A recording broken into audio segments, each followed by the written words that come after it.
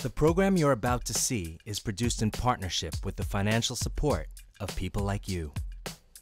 Join the worldwide In the Life Media family who produce change through the gift of membership. Click on Donate Now at itlmedia.org or text MEMBER to 69866 today.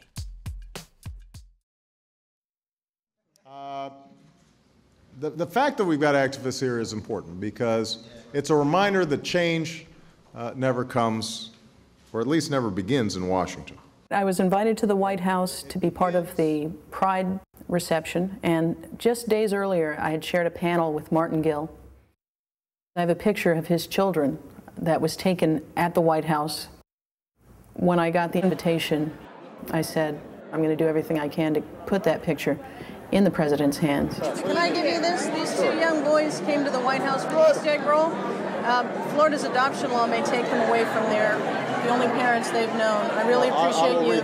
I appreciate that. I was able to put that picture and a note in the president's hand and tell him that we need his voice to stop this family from being torn apart.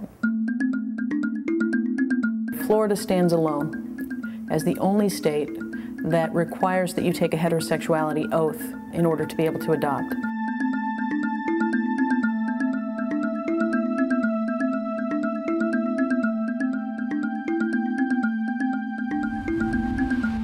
Florida is not one of the more welcoming states to the LGBT community. Not only can you not get married in the state of Florida, not only can you not have a civil union or a domestic partnership in the state of Florida, the adoption application actually asks, are you homosexual, yes or no? In the 70s, Miami-Dade County brought forth this human rights ordinance to protect on the basis of sexual orientation. Debate over the controversial ordinance drew the largest crowd of citizens ever seen at a Metro Commission public hearing. Miami-Dade County may have been the first jurisdiction in the United States to pass a human rights ordinance. The commission voted 5-3 in favor of the ordinance. Opponents shouted. And then, of course, everybody knows the story.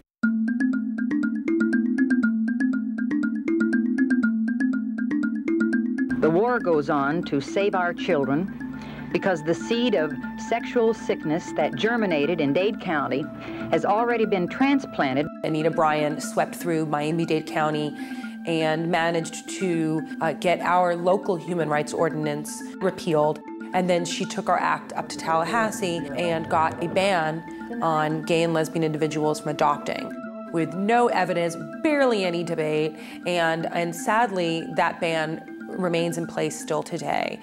Anita Bryant's Save Our Children campaign was really a campaign implying that all gay people are pedophiles, that children are inherently at risk in the company of gay people. Florida was sort of ground zero for some of the most virulent anti-gay propaganda in the country. Hold my hand. We're in the parking lot. Come on. Let's go see the horses. Horsey. Horsey. In December of 2004, we got a call from the Department of Children and Families, and they wanted to place 2 more young brothers with us. I can tell you the story of Martin Gill and his case on many different levels. There's a legalistic level, there's a public policy level. But here was a guy and his partner, and the state knocks on their door and says to him, you've been such a good foster parent. We have these 2 terribly neglected brothers. Could you just take them for a little while? She said, 1 month. That's all I need. They arrive at our door with the social worker.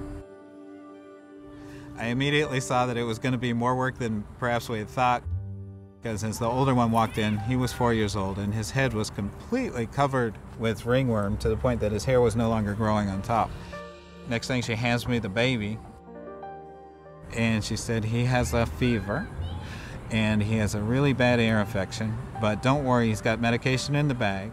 And with that, she was off. A few minutes later, I looked in the bag and started looking at the medication, and I'm holding the baby and reading the medication, and I realized that it hadn't been opened yet. And one was amoxiclav. It had gone completely bad. She had said that it was a neglect case, but I couldn't imagine this baby being sick and no one taking out the time to give him the medication. That just broke my heart. A month or two turns into 5 years. The infant of these two brothers, this is the only home he has ever known. Both of these kids are now thriving. They've done a marvelous job as foster parents. So after 5 years, the state arrives in their home and says, you've done an excellent job, but of course, you know, we have to remove these kids from your home and break up your family because you're gay. At that point, my heart was breaking. My partner, who's African American, his reaction straight to the caseworker's face, he said, "Oh, hell no, this is not going to happen." We're plaintiffs in an ACLU lawsuit against the state of Florida to get rid of the ban on adoption by gay parents. The Martin Gill case is the only case in which we had a full trial on the evidence. And we brought the leading experts from around the world to a courtroom here in Miami, as did the state. Turns out that the state's leading expert was Riekers. George Riekers is a self-proclaimed expert, and I say self-proclaimed because no one else recognizes him as an expert on the issue of gay people being dangerous to children. The crucial thing to understand about Riekers is that he's been responsible for the research that claims that gay people can't make good parents. That's why I was happy to find him with the rent boy. You know, I did not believe the scoop when we first got it. Penn was at his computer, and he said something like, "Oh, this is interesting." My source was a friend of the rent boy, and he had discovered an email between Riekers and him. And we checked, and we saw that George Riekers and the rent boy were friends on Facebook, and that seemed strange. My source was able to get me their flight information, and so my boyfriend had the great idea of going to the airport, meeting them there, and taking a paparazzi shot. And that's how that picture that went around the world was born. There were nude massages in Europe. There was something short of sex. There was sort of this puritanical massage where Riekers would get aroused but wouldn't get off. George Riekers has become quite toxic.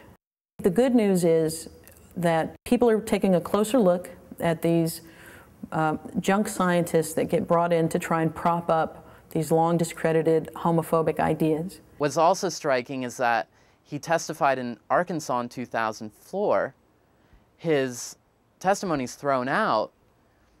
That doesn't deter our Attorney General, Bill McCollum, from hiring him in 2008 to do exactly the same thing for $120,000.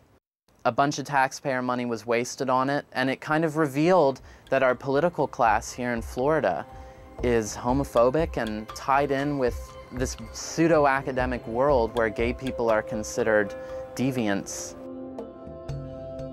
Well, politically, Florida is a very complex state. The panhandle of our state looks very much like the Bible Belt. South Florida, in many senses, it could look something like the Northeast. And then, of course, there is the I-4 corridor in Central Florida, where a lot of the decisions end up being made because of the high number of swing voters. Especially down here in Southeast Florida, there's a comfort level, and people just can't believe that our rights would be taken away. They don't see the discrimination, you know, they don't have the fear that they're going to get thrown out of their apartment by a crazy landlord. But for a segment of our population, particularly in the state of Florida, those are very real and valid concerns.